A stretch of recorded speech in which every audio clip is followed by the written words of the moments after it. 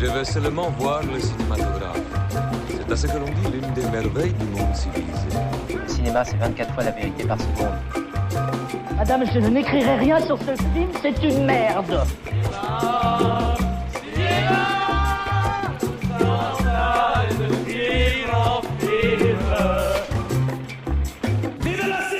Bonjour à toutes, bonjour à tous et bienvenue à 24 images secondes, le podcast animé par des passionnés de cinéma pour un cinéma de passionnés. Et aujourd'hui, c'est l'épisode 31, 24 images picture show. Et le programme c'est simple, il est dingue. On a premièrement Jean Dujardin en collabo dans Les Rayons et les Ombres de Xavier Giannoli, un couple en crise dans The Drama, une comédie noire par le réalisateur de Sick of Myself et Dream Scenario pour l'actu ciné, Christopher Burgly, je peux le citer, le réalisateur. Le Caméléon, Woody Allen dans Zelig pour le Ciné-Club en partenariat toujours avec le dernier mot de trop.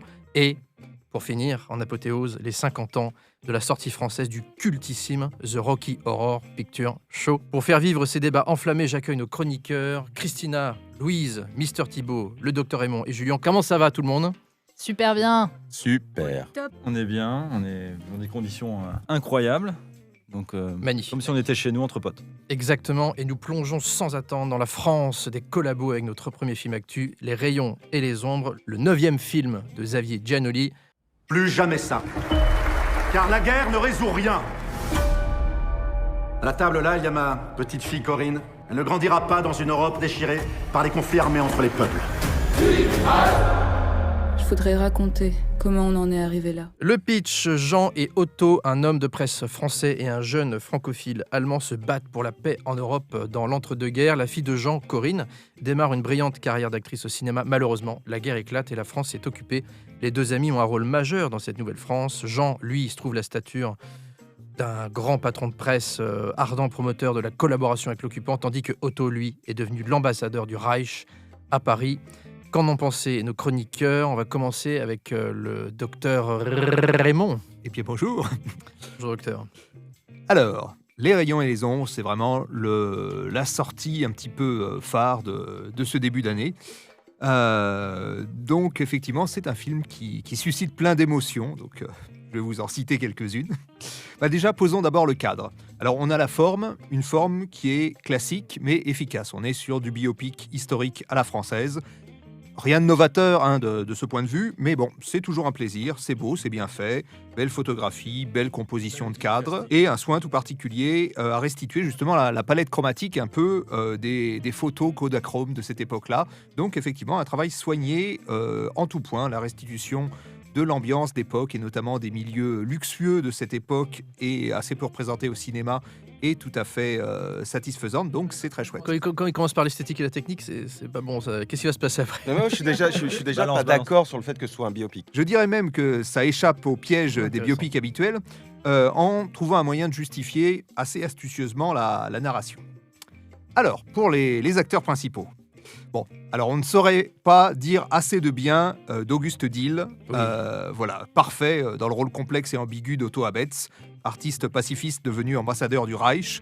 Il est vraiment formidable. C'est un rôle à plusieurs niveaux de lecture, très complexe, et effectivement, il arrive à faire passer en une modulation, en un jeu d'expression, effectivement, tout ce qui ressent. Ah oui, c'est dans le détail, je trouve qu'il est fantastique, et même, après c'est du maquillage aussi, mais entre le début et la fin, il a des rides qui ont poussé sur son visage à la fin de la guerre. Enfin, il est devenu terrifiant, finalement, quoi. Jean Dujardin, très attendu, lui, il est bon.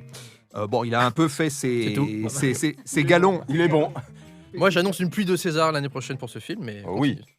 Pour Timothée Chalamet. Voilà, exactement. Voilà, je me suis mis les pieds dans le plat tout seul. Voilà. Mais là, par contre, je pense que oui, j'aurais raison pour Les Rayons et les Ombres. Pour Nastia, oui. Voilà, on verra, Ouais. on en reparlera. Bon, il a Clairement, acquis ses galons d'acteur sérieux dans Novembre ou dans J'accuse, autre biopic, où il est toujours très crédible, mais un peu froid. Je me demande s'il retient pas un peu sa nature comique, parce qu'il est un peu... S'il fait plus expansif, est-ce qu'il a pas peur de... C'est le personnage. Surjoué. Ouais, d'aller demande. un petit peu dans le comique, dans la parodie. Donc, c'est peut-être pour ça qu'il garde beaucoup, il intériose beaucoup. Alors, moi, je suis beaucoup moins séduit, il faut le dire, par la composition de Natsa Golubeva. Giannoli est tombé en extase absolue devant son interprète. Ça, il s'en répand à tire-larigot dans la presse. Et moi, j'avoue que je comprends pas trop pourquoi. Déjà, J'ai un petit problème avec sa voix au son un peu rauque et détimbré. Ouais, je vois ce que tu veux dire. Genre Marion Cotillard qui essaie de jouer des grands rôles dans... C'est ça, et puis le problème, c'est que c'est allié à une diction qui est audiblement moderne et qui détonne un petit peu avec le film d'ambiance, d'autant qu'à un moment, elle essaie de reprendre justement la diction de Corinne Luchaire, donc l'actrice qu'elle incarne dans le film qu'elle est censée jouer, Prison sans barreaux, et là, effectivement, elle retrouve une diction qui est beaucoup plus cohérente justement avec tout l'univers. Donc ça frotte un petit peu. Et ajouté à ça, il y a aussi un regard qui se veut inspiré, mais qui est plutôt perdu dans le vague. Ce qui est probablement, je pense, un tic du biopic français, effectivement. Comme tu disais, Jérémy, ça veut faire grande actrice, mais ça fait surtout Marion sans tamponne le Cotillard. Voilà, punchline du Dr Raymond. Enfin. Maintenant, parlons un peu du fond de la question, qui est le propos du film. Moi, je trouve qu'il s'est donné une mission très très audacieuse, qui est un peu de déconstruire le roman national autour de l'attitude de la France durant la guerre de 39-45. Parce que le cinéma nous a abreuvé un petit peu de films historiques manichéens où les Français étaient forcément résistants, héroïques, combattaient l'occupant allemand, et occupant allemand qui est présenté toujours comme des entités diaboliques, sans visage. Toute la France avait été résistante. Parce que cette posture morale était nécessaire à la résilience d'une France en reconstruction. Mais aujourd'hui, 80 ans après les faits, il y a un devoir d'inventaire qui s'impose. La réalité, comme souvent, c'est en nuances de gris. Les héros, c'est très rare et l'être humain est faillible. Les monstres, c'est avant tout des monstres de faiblesse. Les héros sont parfois des salauds et c'est là que le film est intéressant parce qu'il trace le parcours d'humains qui sont pris au piège. C'est le grand côté de ce film-là, effectivement. Par la facilité, par le lucre, par le confort, parfois même par la pureté idéologique. Et tout ça dans le tourbillon de la guerre. Donc la situation est là, et que faire ? Et c'est un parti pris du film de refuser les figures héroïques et de montrer sans ambiguïté justement un portrait objectif, même qui va jusqu'à montrer un portrait objectif des violences de la résistance et notamment des résistants de la dernière heure. Et il y a tout un dossier à ouvrir sur les violences misogynes commises à la libération, des tontes, aux maroquinades, etc. etc. Complètement. Et moi, je trouve finalement très très révélatrice l'une des scènes finales, qui est la scène de la parodie du procureur, joué par Toretton, donneur de leçons à l'écran comme à la ville, qui incarne un peu cette mauvaise conscience de la France, cette mauvaise conscience d'une France qui est en nuances de gris et qu'il faut faire taire. Il faut surtout cacher ça et il faut envoyer à la pendaison, il faut supprimer effectivement tous les témoins de ces ambiguïtés. Et à la fin... c'est vrai, il se joue Monsieur la Morale, tout à fait. Ça lui va bien à Philippe Toretton. Oui. Et comme le dit la dernière scène, du coup, la dernière scène, j'ai un petit peu un problème avec notamment la dernière réplique. Oui, je ne sais pas si je la trouve subtile ou balourde, mais effectivement, je pense qu'on peut la spoiler puisque c'est une déclaration. Il nous reste le cinéma. Donc à la fois, je ne sais pas si c'est une déclaration d'amour, un trait de génie, ou si c'est une façon un petit peu balourde de finir le film. Moi, j'y ai vu comme une façon de faire comme ce qu'il avait fait dans Illusion perdue, en fait. Il nous reste l'art. C'est comme ça qu'il concluait son film. Et c'est un peu ça qu'il est en train de nous dire. Qu'importe les affres de la vie pourvu qu'il reste là, nous dit Jean-Louis. Mister Thibault, d'ailleurs, qu'est-ce que t'en as pensé toi, du film en long et en large? J'ai globalement beaucoup aimé. C'est rare qu'on parle de films français dans 24 images secondes. Non, je veux dire, c'est rare. Monsieur américain. Hormis les coups de cœur, c'est plutôt rare qu'on mette un film français. Le dernier, c'était quoi? C'était Sirat? Ouais, et encore. Ouais, il est plutôt espagnol. Je sais pas vous, mais perso, moi j'adore quand le film provoque des débats passionnés et c'est clairement le cas ici. Preuve que le cinéaste a touché juste. La Seconde Guerre mondiale a beau être terminée depuis 80 ans, les souvenirs douloureux de la collaboration semblent toujours vivaces. Pour certains, c'est noir ou c'est blanc, mais ce n'est jamais gris. Alors quand je vois des historiens monter au créneau pour condamner les imprécisions du film, je trouve ça intéressant, mais est-ce que c'est le rôle du cinéma de faire des fictions comme des documentaires historiques ? Bah non, je pense pas. Des rayons et des ombres, c'est avant tout une œuvre de fiction, un récit historique, une fresque qui prend des libertés sur la chronologie et sur la véracité de certains faits. Mais le réalisateur ne le fait pas dans une volonté de réécrire l'histoire, mais plus dans une logique d'arbitrage. Quand on s'attelle à un récit historique, il faut savoir ce que vous souhaitez raconter, essayer d'être le plus précis sans être rébarbatif. Et ça veut parfois dire qu'il faut éluder certains aspects de l'histoire pour se concentrer sur d'autres au détriment de l'exactitude de certains éléments. Comme dit très justement le réalisateur à Laurent Joly, historien spécialiste du régime de Vichy, à partir du moment où d'éminents spécialistes comme vous me disent qu'il y a quelques torsions à la réalité, mais pas d'aberration, c'est le plus important. Et je trouve que le réalisateur est clair dans ses intentions. Dès le départ, il va va présenter Corinne Luchaire raconter ses mémoires. Et le personnage va nous préciser qu'elle a un problème avec les dates. Et à la fin du film est claire quant à la véracité de ses enregistrements. Alors, comme je disais, Des rayons et des ombres, c'est une fresque, c'est un genre un peu désuet qu'on peut voir comme un cinéma de l'ampleur et du temps long, un genre dans lequel s'inscrivait déjà le précédent film de Giannoli, Ça passe vite, Illusion perdue. les 3h20, moi. Ça passe. Et d'ailleurs, je disais, c'est pas le seul point commun. Les deux films se situent dans le monde de l'édition et des protagonistes qui veulent fabriquer l'opinion, mais qui vont finalement un peu se perdre. Et je trouve que Des rayons et des ombres, c'est une vraie proposition de cinéma. C'est un peu comme dans La zone naturelle, la plupart des exactions et des horreurs de la guerre vont se passer hors champ, et on va se focaliser surtout sur la longue compromission de Jean Luchaire et l'insouciance dépolitisée de sa fille. Alors oui, il n'y a pas le même travail sur le son que dans le film de Glaser. Je trouve que le film fait confiance à son spectateur dans sa connaissance de la Seconde Guerre mondiale. Exactement. Je pense qu'il fait aussi confiance à une imagerie que tout le monde a plus ou moins en tête. Tu parlais de la colorimétrie générale du film. Oui, c'est la colorimétrie des films de guerre qu'on voit habituellement. Mais il y a toujours un espèce de ton grisâtre, sépia qui part dans les verts.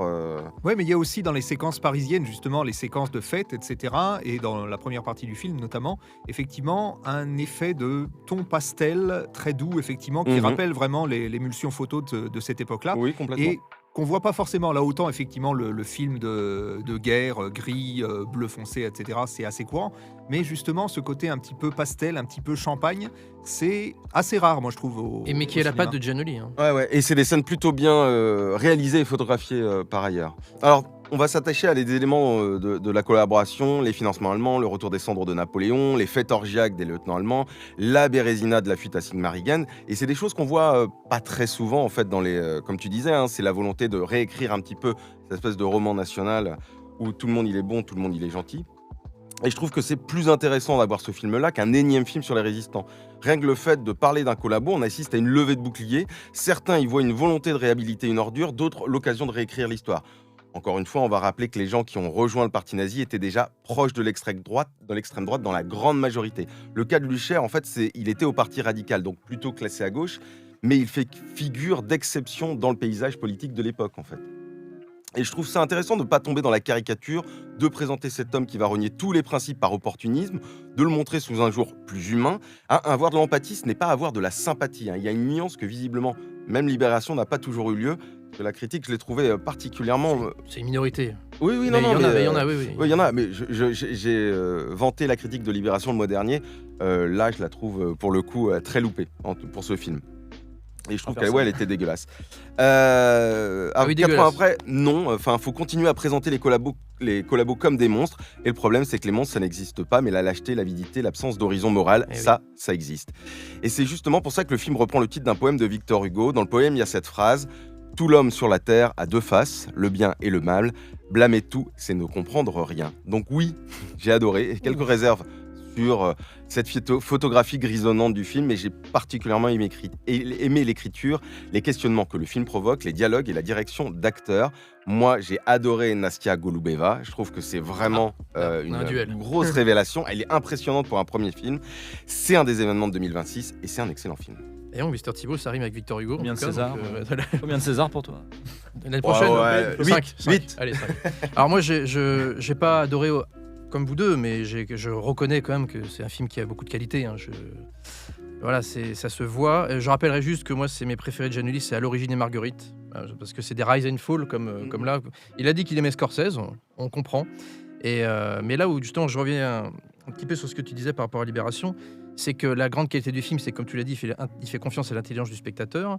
Et du coup, un spectateur qui a un peu d'expérience, un minimum, il sait qu'il va y avoir un film sur les collaborations, il prend de la distanciation tout de suite. On ne s'identifie pas directement. Moi, j'ai pas eu d'empathie ni rien, parce que je suis comme ça. Quand je vois un film, je sais que je vois des films. Quand je vois Orange Mécanique, à l'époque, forcément, je ne vais pas m'identifier à ce héros. Sinon, c'est un peu compliqué. Et là, voilà. Mais du coup, c'est la qualité et le défaut, parce que tu en as du coup qui n'ont pas peut-être cette expérience et qui vont s'identifier, et je peux comprendre. Je dis la critique, je comprends que tu sois pas d'accord, et je peux, parce que voilà, faut pas exagérer non plus, quoi. Je veux dire, le film est pas, c'est des monstres phallos. C'est pas voilà. Et d'ailleurs, c'est peut-être du coup moi, je vais dans l'autre sens, mais je suis peut-être tordu. Moi, j'aurais aimé que ce soit des grosses ordures, des gros salauds. Ouais. Non, on n'est pas dans l'archétype du nazi sanguinaire. Voilà. Non, mais C'est Inglorious, celui qu'on nous a dépeint depuis 80. À la Inglourious Voilà. Je veux Basterds dire, de au bout d'un Tarantino. moment, c'est bien d'avoir un peu point de de vue nuance, un peu de nuance, quoi. alors ça, c'est vrai que de ce côté-là, il est très réussi le film. Mais même, en fait, je trouve que c'est quelqu'un qui, c'est le réalisateur, Giannelli, qui a vraiment essayé de s'intéresser au max à son sujet. Quand je le voyais en débat, justement, face à Thomas Joly, il lui citait des références qu'il avait lues. Il a vraiment essayé de compiler tous les ouvrages possibles sur la résistance, sur la collaboration, pour avoir quelque chose d'un peu plus nuancé. Ah oui, bah, il a bien fait parce que justement le film sort du lot, ça vous l'avez dit. Et après voilà, bon, comme je disais, voilà, c'est un classique, c'est un film qui est peut-être il deviendra classique, je ne sais pas. C'est une grande Le fresque. temps le dira. Il n'y a pas vraiment de surprise. Originalité. On sait, enfin, dans les grandes lignes, ce qui va devenir. D'ailleurs, oui, Jean Dujardin, on le sait départ. très vite, de toute façon, parce qu'on voit ce qui lui arrive. Bah, on lui voit Et, dans les 5 premières minutes, on voilà. voit l'issue. Du coup, après, ce qui est bien, c'est qu'on peut aussi contempler le rise and fall, comme je disais, parce que ce qui est génial avec ce personnage, c'est qu'au début du film, il est donc pacifiste. Il y a même la Lycra qui est avec lui. Et la question, et c'est pour ça que je pense que c'est intéressant de prendre la distance par rapport à ce film et ne pas donc tomber dans l'identification sur ces personnages, parce que c'est des salauds, donc moi je peux pas de toute façon. Mais c'est qu'en prenant du recul, en fait, on devient nous. Moi, je me suis posé la question, qu'est-ce que j'aurais fait moi à sa place? Parce que le gars, mine de rien, il bascule tranquillement, gentiment. On sait qu'au fond, il est conscient de ça. Voilà, mais il se ment en lui-même énormément. Et ça, on le voit dès le début. Alors moi, ce qui est intéressant, c'est que moi, je me suis plus que sur certains films posé la question, mais je me disais, mais moi, jamais j'aurais fait ça. Moi, j'aurais pas pu. Moi, non. On ne sait pas. Non, bah, en sachant non, moi, dans le film, je me disais ça à tel moment. Par contre, quand je vois un zone d'intérêt ou des films comme ça, le questionnement est plus grand parce que tu sais, et comme tu le dis, on peut douter, on ne savait pas, mais à aucun moment donné dans ce film-là, moi, je me suis dit, j'aurais pu tomber dans ce travers-là. Donc ça rend les personnages complètement irréels pour moi. Alors, Irréel, oui et non, parce que... Parce qu'on ne voit jamais rien, on ne voit pas ce que eux voient, elle occulte. Il y a une Et phrase on ne qui- il y a voit, une on ne phrase voit qui est importante strictement sur ça. rien dans le film à aucun moment donné. Et Ah oui, non, tout mais est elle complètement orienté à elle est pas l'opposé. politisée, comme disait l'un de vous de tout à l'heure. Tout est Alors, occulté, tout oui, est complètement Et justement, occulté c'est dans à le ce film. moment-là, quand il y a ce personnage C'est que pas j'aime réaliste. beaucoup, qui est Mogi dans le film, qui va lui dire... elle dit, mais je savais pas, j'aurais peut-être dû m'intéresser. Bah ouais, t'aurais dû t'intéresser, c'est un peu ce qu'il lui dit. Non, mais il y a un détail, c'est que la personnalité de Jean Dujardin, donc de Jean Lucher, fait qu'il va basculer, que tu n'as pas apparemment, Oui. peut-être que je l'ai un peu, j'en sais rien. Et c'est que du coup, C'est pas ce que je voulais dire. Non, mais non, c'est pas ça. C'est qu'au début du film, donc il est fauché, son journal ne fonctionne pas, et d'ailleurs, il ne fonctionnera jamais, son journal. Il est Mais, vénal. mais il est obsédé par le paraître et tout ça, et il achète une L'argent. robe à sa fille qui est super chère, alors qu'il n'a pas d'argent. Et donc, du coup, quand il va basculer dans le côté sombre, Obscur de la du côté obscur de la France, du coup, voilà.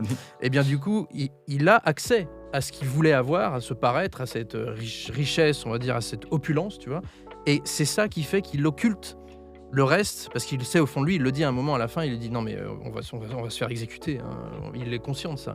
Mais c'est tellement beau, ce qu'il peut toucher l'accessible alors qu'il ne l'a jamais eu. Et c'est ce détail-là de sa personnalité qui fait qu'il bascule. Et ça, il y a des gens qui ont ce côté-là, d'autres qui ne l'ont pas. Mais voilà, mais je pense que le film est quand même très intelligent, parce qu'on peut se demander, mais comment un mec comme ça, qui est pacifiste, etc., arrive à écrire des récits antisémites dans son propre journal, alors qu'il ne l'était pas, tu vois. Donc, et moi, c'est le basculement de ce côté de sa personnalité à cet autre côté que je trouve assez fascinant dans le film. Moi, j'ai une question, parce que je suis un des seuls, peut-être avec Louise, qui n'a pas vu le film. C'est ça. Et est-ce qu'il y a un parallèle, justement, Sur est-ce qu'il y a un six. parallèle à faire avec Oscar Schindler Non. comme personnage Non, ou pas si, du tout? J'ai différent, trouvé la que c'était trajectoire. justement l'inverse de Ouais. Schindler. C'est un anti-Schindler, parce que lui aussi, Double maléfique. voilà, lui aussi va faire des actions. On le voit faire des actions Dans l'autre pour On n'est pas sauvé sauver, assez. pour procurer des Ausweis à des familles juives, etc., etc. Mais en même temps, voilà, il n'y a pas. Ça du achète tout- une conscience. Oui, c'est ça. Donc c'est un peu là aussi, ouais, effectivement, un grand patron qui a moyen de sauver des gens, mais voilà, c'est pas du tout Par la intérêt, figure lui. christique de Ah ouais, Schindler. non. C'est voilà. Il en sauvera 2-3 pour se donner bonne conscience vite fait. Je pense que c'est sincère. Enfin, c'est joué Oui, en tout oui, cas oui. comme étant sincère. C'est pas du tout un acte intéressé pour le coup, effectivement. C'est vrai. Tu vois, C'est juste- j'ai tellement pris de recul que je peux pas aimer ce personnage, mais Et oui, mais c'est pour ça qu'il essaye de vraiment jouer sur l'empathie et l'empathie qu'elle peut provoquer sur le spectateur sans non plus basculer sur un personnage qui serait éminemment sympathique. C'est C'est un peu plus compliqué que ça. Mais... Oui, bien Tiens, sûr. d'ailleurs, à toi, Christina, qu'est-ce que Ouais. t'as pensé du film? J'aimerais commencer par faire un disclaimer sur ce que je vais dire. C'est que je pense que le cinéma est libre, et le cinéma est un art, qu'il est libre de raconter ses histoires, de les simplifier, de déformer le réel. Et les rayons et les ombres posent un questionnement moral autour d'un classicisme imposant. Ça, c'est le postulat de base. Donc je précise que c'est important parce que le film n'est pas ambigu dans son intention. Le réalisateur s'en est expliqué, n'est-ce pas, comme vous l'avez dit. Oui, il y a des films qui sont un peu plus ambigus que Et celui-là. effectivement, et je pense qu'il C'est grand public. moi j'ai senti cette tendance Quand à tu vouloir manges du jardin. s'excuser. Il le dit dès le départ, ah oui, de toute façon il va être fusillé. La fin est très très claire et 2-3 petites choses disséminées par là qui, moi je le vois comme une sorte de petite excuse et qui lui dit non, attendez, je ne défends pas l'indéfendable et je ne réhabilite pas la collaboration. Mais c'est d'ailleurs ici que tout se joue parce que tout n'est pas noir et tout n'est pas blanc. Mais ici, tout est peut-être trop gris, beaucoup trop gris. Et d'ailleurs, un peu comme la photo, tout est trop enveloppant et dans un cocon trop confortable. En s'attardant longuement, très longuement, alors là, c'est un peu vraiment ma critique du film, sur les souffrances intimes des personnages, jusqu'à en faire une ellipse et toute une partie, parce que j'ai pas senti passer les 3h20, mais ça reste long. Ah, c'est vrai qu'on n'a pas parlé de sa maladie, tiens. Encore pas. Ah bah, il y a que ça tout le long du film. n'a pas parlé, oui, c'est vrai que c'est, Il adopte un point de vue volontairement à hauteur humaine. On parle de biographie qui n'est pas une biographie puisqu'elle est absolument pas réelle. Tu as dit récit historique quand même, mais on parle. C'est plutôt une fresque, lui. Oui, mais là on parle vraiment d'un récit à hauteur humaine et qui qui, à force d'appui, de durée, d'approximation historique, c'est pas le but, je l'ai dit, mais finit par diluer le jugement. J'ai entendu des gens qui disaient « Ah, c'est génial ce point de vue, oui, il faut le montrer dans les écoles. » Il faut surtout pas montrer ça dans les écoles, à mon avis. Le parcours idéologique des protagonistes est relégué au second plan par ses ellipses, par la maladie, par leur souffrance, par leur questionnement intime qui ne fait pas référence au débat et à tout ce qui se joue. On avance par étapes. On a vu le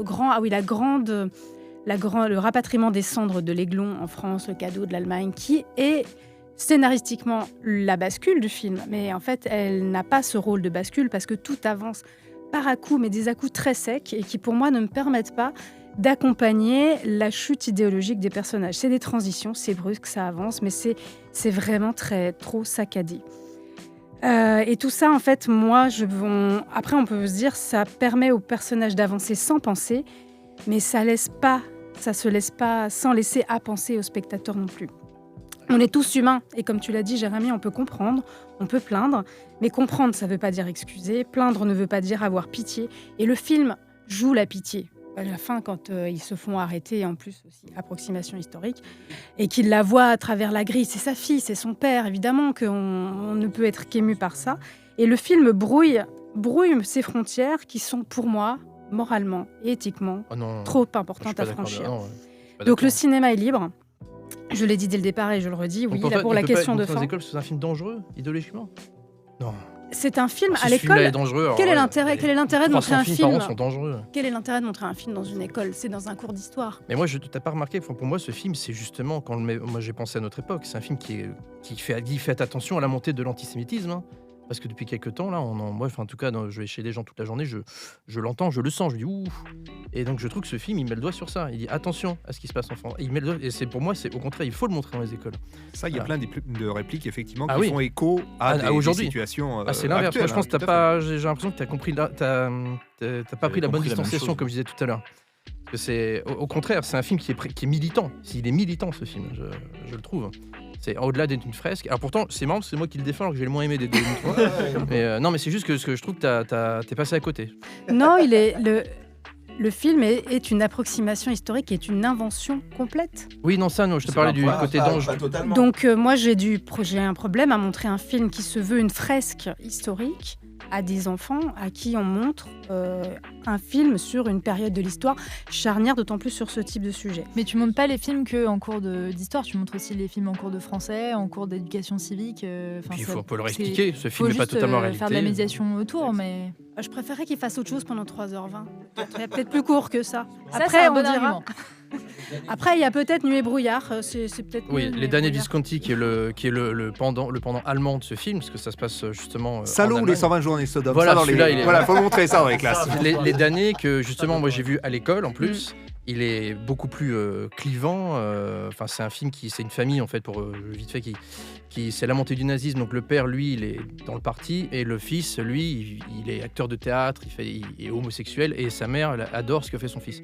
Et quand la guerre commence, le père, forcément, a des fonctions plus importantes au parti nazi, et son fils et sa femme, ils leur demandent d'arrêter leur conneries de comédie et de se déguiser en femme. Et du coup, ça va faire basculer la famille dans un monde obscur. Et il y a une scène, pour moi, qui est la plus choquante à l'époque, tout le monde en a parlé, c'est la mère et le fils couchent ensemble. Donc, ce qui montre que le nazisme est une déviance, en fait, tu vois. Voilà, donc, et ce film, on l'a vu à l'école, hein. Donc, j'ai vu ça. Je l'ai vu à l'école. Et moi, j'avais souvenir, c'était au lycée, d'un très grand film, je l'ai revu 2 fois après. Donc non, je pense pas qu'il est... Pour moi, ce film n'est pas dangereux moralement. Non. Je n'irais pas jusqu'à dire moralement dangereux, mais il ne montre pas la montée de l'extrême et de l'antisémitisme et d'autres choses. Dans ce film n'est pas expliqué. C'est pas ça qu'il faut montrer à des enfants pour leur dire que attention, c'est pas bien. En plus, tu le vois pas. En plus, il s'excuse. C'est pas lui qui écrit ses articles. En plus, de toute façon, toute une partie, c'était malade, t'es riche, t'es pas bien. Ils en ont pas parlé. On est d'accord que c'est pas un sujet. Il y a pas non. Ouais. Ah bah j'espère non. Donc, et le film s'excuse. Moi, je trouve que le film s'excuse beaucoup et consacre beaucoup de temps à essayer de comprendre. Et comme si, finalement, avec sa chute, hein, alors la fin, elle est irrévocable, c'est le cas de le dire, mais est-ce que ça vient pas atténuer, finalement, tout ce qu'il essayait de faire ? Enfin, moi, c'est vraiment le ressenti que j'ai eu et que moi, je vais finir. Alors, on a eu 2 belles citations. Je finirai par celle qui, moi, résonne encore dans mes oreilles. Je trouve qu'elle dépasse le propos du film et qu'elle a dépassé ce que Giannoli essaye de nous dire, et je pense que peut-être il faut les réfléchir autrement. C'est les mots des salauds arment les bras des imbéciles. Donc, elle est dans le film, celle-là ? Oui, c'est le réquisitoire de fin. Toretton. Et je trouve que cette phrase, elle s'applique peut-être au-delà des mots, au-delà de ce film, sur comment on peut traiter ce sujet. Et que moi j'ai été mal à l'aise et qu'à la fin du film je toussais et que c'était peut-être cet effet-là. Merde. Et pour la petite histoire, le procureur s'appelle Lindon et c'est le grand-père de Vincent Lindon dans la vraie vie. D'accord. Je trouvais ça très drôle. Intéressant. Mais intéressant que ce soit Toretton qui le joue, effectivement. Merci à tous et nous passons à notre deuxième film actu, moins imposant. Et il s'agit de The Drama de Christopher Borgli. Souvenez-vous que vous vous connaissez parfaitement. Emma et Charlie. C'était quoi ce bordel? C'est juste un peu de drama. On a trouvé l'amour et ça va durer pour toujours. Le pitch, la relation d'un couple heureux et fiancé est mise à rude épreuve lorsqu'une révélation inattendue vient bouleverser leurs préparatifs de mariage. Voilà, on n'en dit pas plus pour le pitch. Eh bien, on va commencer avec Julien qui l'a vu ce film. Et qu'est-ce que tu as pensé de ce troisième film de Christopher Borgli? Avec plaisir, mon cher Jérém. Moi, j'ai pris justement un certain plaisir avec The Drama. Je ne crois pas avoir vu les précédents films de Borgli. Même Sick of Myself m'intéressait beaucoup. C'était pas mal, c'est son meilleur film pour moi. Et le Dream Scenario était très sympathique aussi. Mais pour moi, il se prenait les pieds dans le plat de ce qu'on disait sur Alter Ego l'autre fois, c'est quand tu as un concept absurde. Il faut tenir à la baraque jusqu'au bout, et c'est pas évident. Et bien là, je trouve qu'il tient son propos, il tient son postulat de base jusqu'au bout.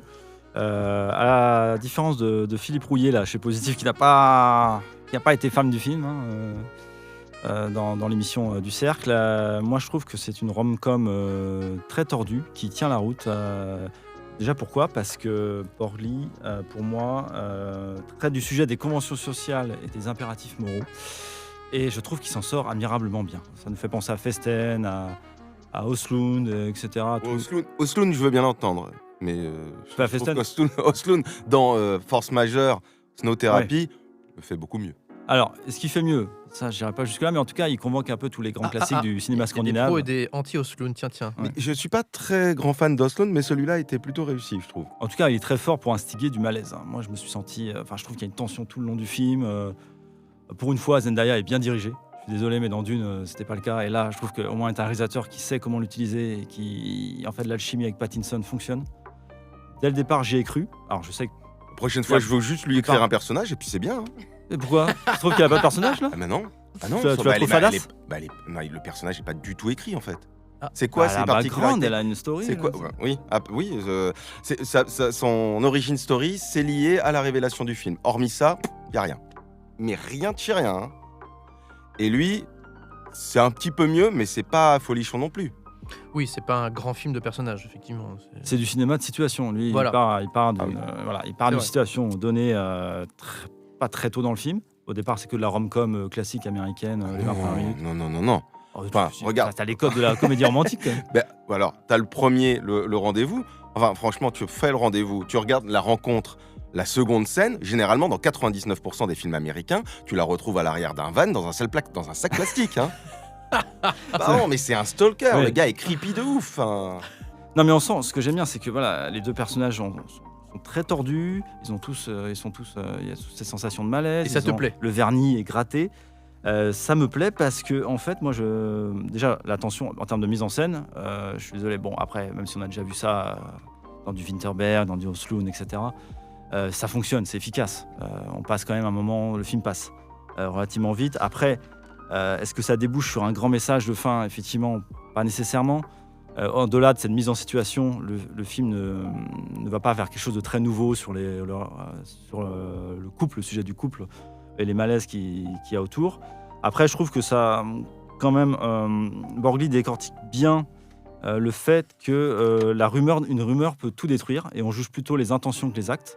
Parce que c'est difficile de pas spoiler les gars, mais pour moi, ce qui amène au drama. Spoiler alerte. Voilà, ouais, pour les cas auditeurs, que ça circule entre les personnes. Voilà, c'est plus ça le problème que ce qu'elle a commis et ce qu'elle n'a pas commis. Parce que c'est pas non plus un truc de dingue, quoi. C'est pas condamnable au niveau de la justice pour moi.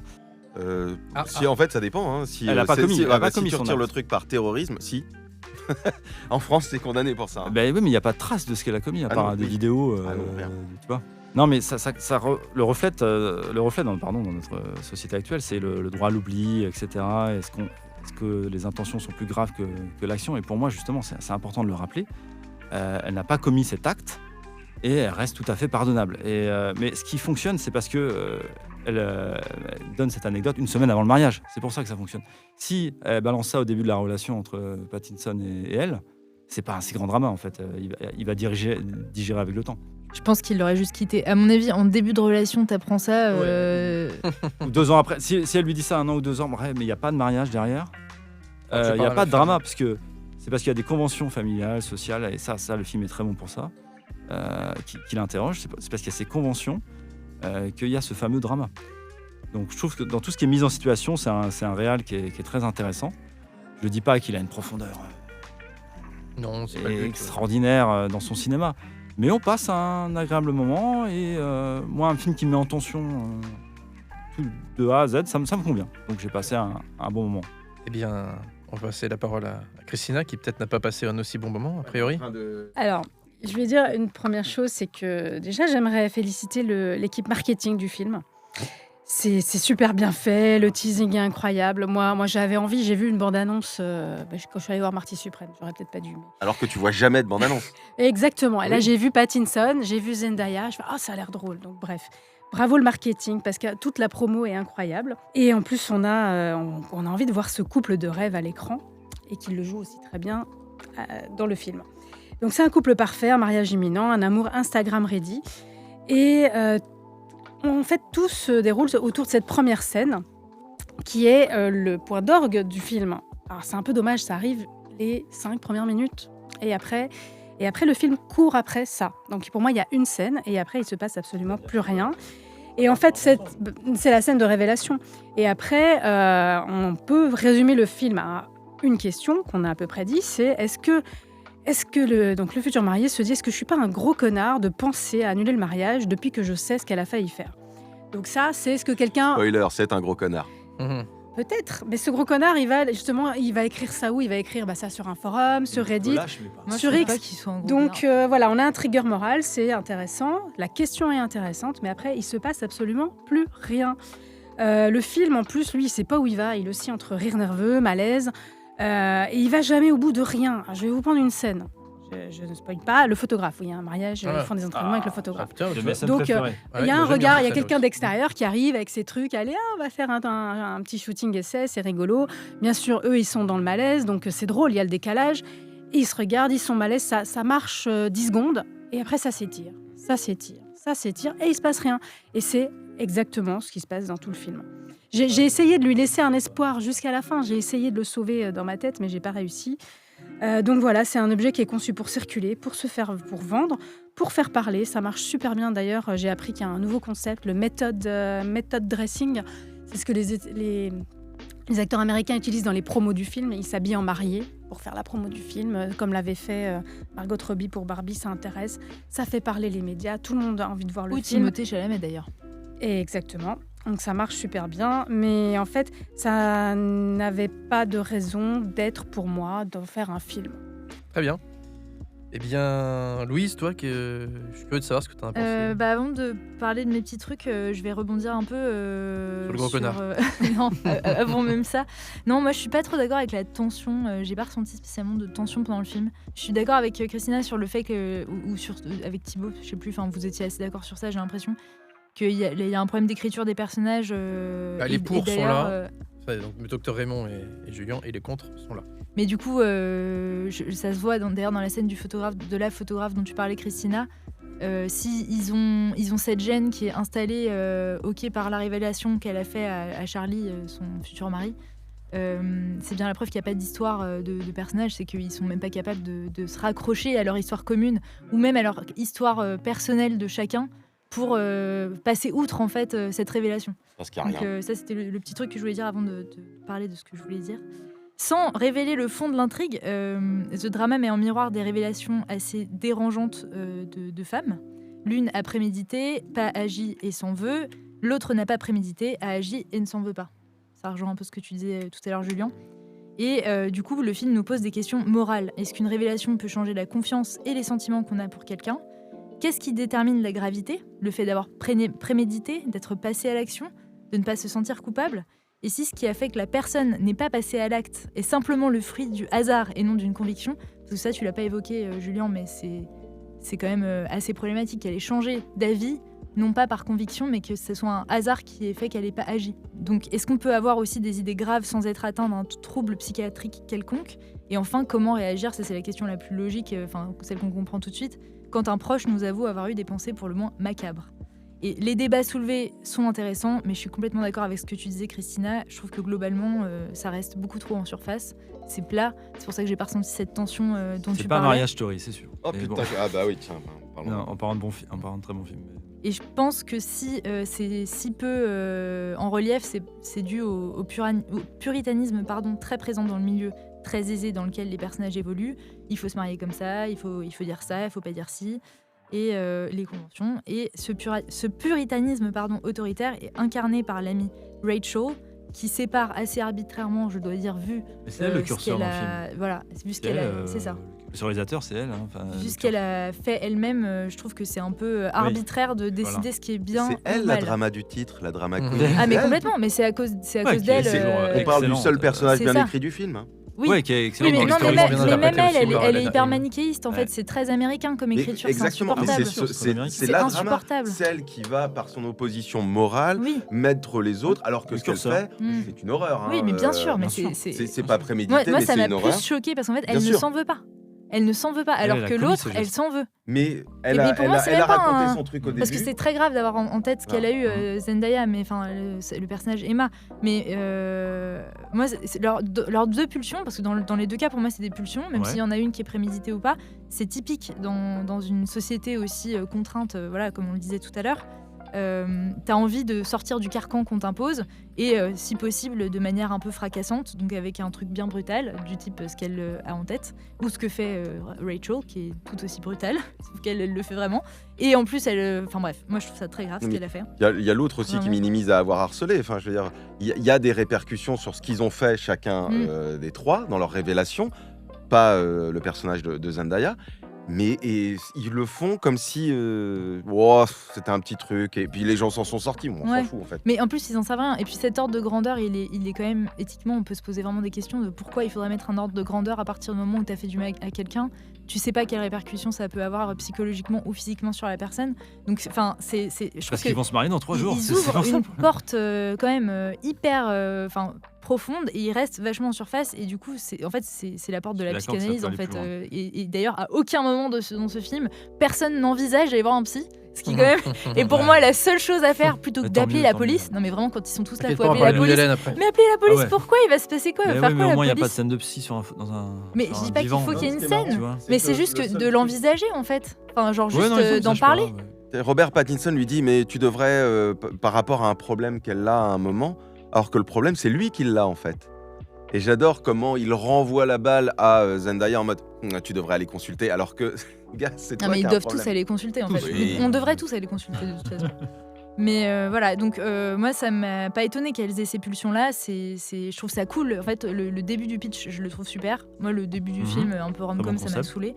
Moi, ce qui m'a fait rire, c'est qu'il essaye de minimiser son action en disant mais c'est parce que t'as une amie qui est morte. En fait, c'est comme si trouver des raisons allait atténuer la gravité d'un fait, alors que ce qui compte, c'est juste de voir qu'elle s'en veut. Enfin bref. Moi, je trouve que il y avait tellement de débats à avoir qu'il n'y a pas eu. En fait, ça va pas au bout des promesses. Ça m'a grave frustrée. J'avais juste envie de parler avec eux et je sentais les gens autour de moi qui avaient envie de faire pareil. Et oui, il y a un truc quand même qui m'a surprise, c'est qu'il y a une hypothèse qui me semble hyper intéressante et pas déconnante que cite Charlie, qui est celle de la responsabilité culturelle des États-Unis, qui quand même, petit spoil, donc n'écoutez pas cette phrase, adore les armes et rend l'achat d'armes quand même très facile. Et c'est balayé d'un revers de main par Rachel, alors que c'est une hypothèse carrément valable. Oui, bien sûr que l'environnement culturel, évidemment, peut avoir un impact. Il suffit de voir le nombre de fusillades qu'il y a aux États-Unis. Il y en a une par jour. Et le dernier truc, et après, promis, j'arrête, c'est que dans le film, il y a un truc qui est aussi intéressant, je trouve, mais qui là encore m'étonne sur la finalité, c'est qu'il y a un fil rouge qui est la seconde chance. La seconde chance que donne Emma à Charlie pour la rencontre, la seconde chance que Charlie donne à Emma, pardon, spoil du coup, parce que finalement on dirait que ça va finalement bien se passer à la fin, quoi. Mais ils accordent pas cette chance à la DJ. Ça, c'est moi leur. Il la juge. Mais parce que c'est le puritanisme. Non, mais c'est pas, c'est même pas lui. C'est Charlie qui. Non, c'est Emma qui rejette la DJ. Donc je trouve que c'est vraiment, mais tellement. Ce sont tous les deux en fait des. Je sais pas, j'ai pas compris. Je sais même pas s'ils se sont rendus compte. Colonne vertébrale morale. En fait, du coup, je l'ai trouvé intéressant à réussir à passer outre ce truc-là. Et là, quand ils ont fait ça à la DJ, je me suis dit, allez vous faire foutre, en fait. Ils sont détestables. Non, mais les deux personnages peuvent être détestables. Et parfois adorables. Merci, Louise. Donc, à monsieur Dr Raymond, qui d'habitude, on l'appelle le pisse-froid, va pour une fois endosser le costume du... Oui, il va défendre Julian, il va aider Julian et Christopher Burgley aussi, parce que... Donc, qu'est-ce que tu as pensé du film? Ah, tu as changé d'avis toi aussi. Louise, elle a retourné le cerveau des deux là-bas. Non, ça n'a jamais été un avis ni très positif, ni très négatif. Bref, vous allez voir. Au début déjà, ça commence mal. On est sur un cadre très propre, beaucoup trop propre. Et on est sur un milieu de la bourgeoisie intellectuelle new-yorkaise. C'est très verbeux, ça ressemble un peu à du Woody Allen en pas drôle. Et puis, petit à petit... le dispositif se met en place et c'est la révélation donc de cette future mariée qui va créer un séisme. Et effectivement, cette révélation, c'est un peu un traumatisme pour l'âme américaine. Nous, forcément, en France, on voit ça avec un peu plus de distance parce qu'on est moins confronté à ces questions, donc ça frappe pas pareil de notre côté. Mais toujours est-il que ça permet de mettre en place justement ce dispositif et donc au long du compte à rebours qui mène nos fiancés au mariage, on va assister à l'enchaînement implacable des conséquences de la révélation qui va enfoncer de plus en plus les protagonistes qui essayent de plus en plus d'y échapper par des mesures de plus en plus désespérées et de plus en plus ridicules. Donc ça, j'ai trouvé que c'était assez bien trouvé, que la thèse du film est assez intéressante et surtout, ça tire son principal atout d'un humour ironique et basé sur le cringe. Ça, effectivement, là où le film est le meilleur, c'est le cringe qui est poussé à son extrême et qui arrive à créer, moi j'ai trouvé vraiment des vraies scènes de tension. Le tout saupoudré d'une touche de satire sociale, un petit peu, sur le charme discret de la bourgeoisie intellectuelle new-yorkaise. Donc voilà, je ne sais pas s'il faut solliciter Buñuel pour ça. Bon, si on est bien luné, on pourra dire. Oula. Alors, bon, c'est plutôt bien servi par les acteurs. Il y a Pattinson qui s'améliore de film en film et qui ici a un rôle vraiment intéressant. Zendaya aussi. Zendaya, elle est toute mimi. Et elle joue les scènes d'émotion vraiment avec une belle sincérité. Donc ça, c'est pas mal. Après, comme je le disais, effectivement, tout n'est pas parfait parce que l'ensemble est quand même bien longuet par moment. Les partis pris des jump cuts au milieu des scènes d'explication entre les personnages, c'est un petit peu gênant. Ça ressemble quand même parfois à un faux fuyant pour éviter justement de développer l'émotion, de l'amener à son terme. Donc c'est quand même dommage. Et la réflexion. Et puis bon, l'épilogue, il est sincère et bien joué, mais il est quand même d'une facilité assez déconcertante. Et au final, le problème, c'est que ce film est un peu dans un entre-deux, et au final, il risque de ne séduire ni les avant-gardistes qui auraient aimé un film plus cruel, à la Lantimos, comme dirait Jérémy, ni les amateurs de comédies romantiques plus classiques. Donc on est vraiment sur un entre-deux. Tout à fait. Alors Thibaut, qu'est-ce que t'as pensé du film, toi ? Franchement, j'arrive pas vraiment à me positionner sur le film. C'est assez rare, mais je reste perplexe devant ce drama de Christopher Borgli. Déjà, j'arrive pas à savoir les intentions du cinéaste. Par exemple, le titre, plus j'y réfléchis, plus je me demande si c'est de l'ironie ou pas. Si on prend l'exemple de la fameuse révélation du film, celle dont on ne peut pas dévoiler la teneur au risque de gâcher la surprise des possibles spectateurs qui nous écoutent, cette révélation, elle intervient après que tous les personnages de la scène aient balancé leur affreuse saloperie, et là je me retrouve déjà en contradiction avec le jugement que les personnages ont dans le film. Est-ce que c'est plus grave d'avoir cyberharcelé quelqu'un, d'avoir abandonné un gamin handicapé dans le placard d'un squat de crackhead, ou d'avoir eu des pensées affreuses et d'avoir planifié un énorme mariage de masse ? Alors oui, j'utilise ce subterfuge pour parler de cette révélation. Je trouve que c'est très dur d'en parler sans l'évoquer parce que tout tourne autour de ça. Le film choisit évidemment l'énorme mariage de masse pour en faire le ressort de son scénario, et c'est un problème parce que je n'arrive déjà pas à m'intéresser à cette orientation morale que je trouve complètement biaisée. C'est peut-être le but du film, c'est une façon de créer le malaise comme dans le reste du long métrage. Si c'est ça, c'est brillant, mais je sais pas, j'ai un peu le doute. Et donc, comme je disais, je trouve que les personnages sont très mal écrits en termes de caractéristiques. Je n'arrive vraiment pas à avoir de l'empathie pour eux. Ils sont beaux, ils sont riches. Lui, il bosse dans un musée. Il a un duplex à New York. Elle, dans la mode ou la com, on sait pas trop. Mais l'argent n'est jamais un sujet. Bref, lui, il est lâche, il est menteur. Il gère pas ses émotions. Il a les caractéristiques du stalker. Le gars sympa mais flippant des films avec un serial killer. Il y a littéralement une alarme rouge quand il embrasse par surprise la première fois Zendaya. Ouais. Si ça, c'est pas un red flag. C'est un red flag, absolu. C'est vrai. Et donc pour Emma, Zendaya, on cherche encore ce qu'elle est. Elle est définie. Elle n'est pas définie et le scénario ne va le faire quasiment qu'à travers cette révélation et la honte qu'elle suscite. Et je trouve que c'est un peu maigre. Et tout ça pour dire que justement je suis d'accord avec le docteur Raymond parce que je trouve que les comédiens étonnamment s'en sortent plutôt bien malgré le peu de matière qu'ils ont à leur disposition.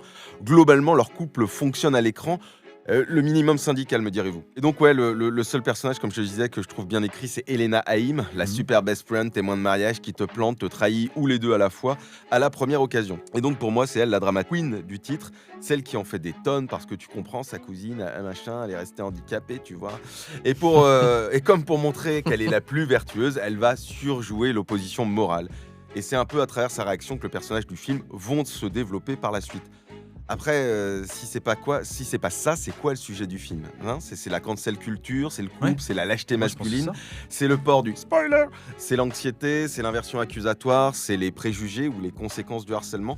Peut-être un peu tout ça, et c'est sûrement l'un des problèmes du film à mon sens. Il multiplie les effets et il est tourné en permanence vers la réaction qu'il va susciter chez son spectateur, chercher son positionnement moral sans jamais faire décoller l'un de ses sujets.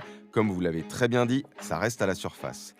On pourrait aussi parler du montage, il y a des choses très bien comme ces flashs de la psyché des deux protagonistes, mais à force j'ai fini par douter quelques instants sur certaines scènes.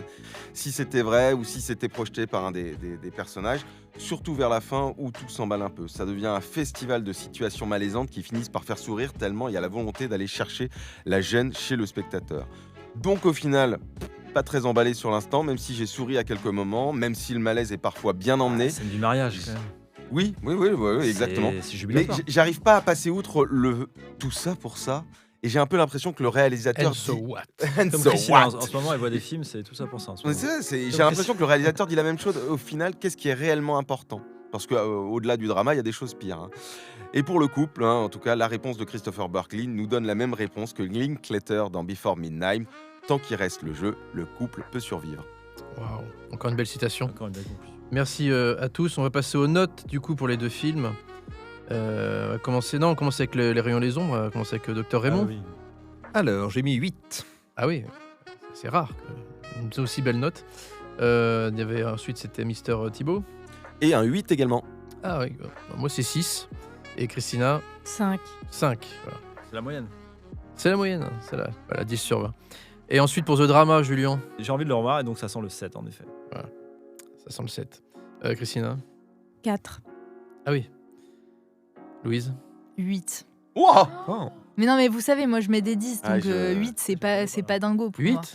D'accord. Donc 8 c'est. Enfin, 7,5. Bon bah Thibault C'est 4. et Dr Raymond. 6,75. Bah, merci à tous et à toutes. On passe donc au coup de cœur. Louise, tu as vu un film de Claire Denis qui s'appelle Le cri des gardes. que tu as apprécié. Oui, j'ai même adoré. Là j'aurais mis un 10. Oui, bah, Mais apparemment je suis un peu la seule parce que les critiques sont pas forcément dithyrambiques. Mais c'est un magnifique film qui est adapté d'une pièce de Bernard-Marie Coltès qui est sortie dans les années 80. Et la pièce s'appelle Le combat de nègres et de chiens. Et c'est trop beau.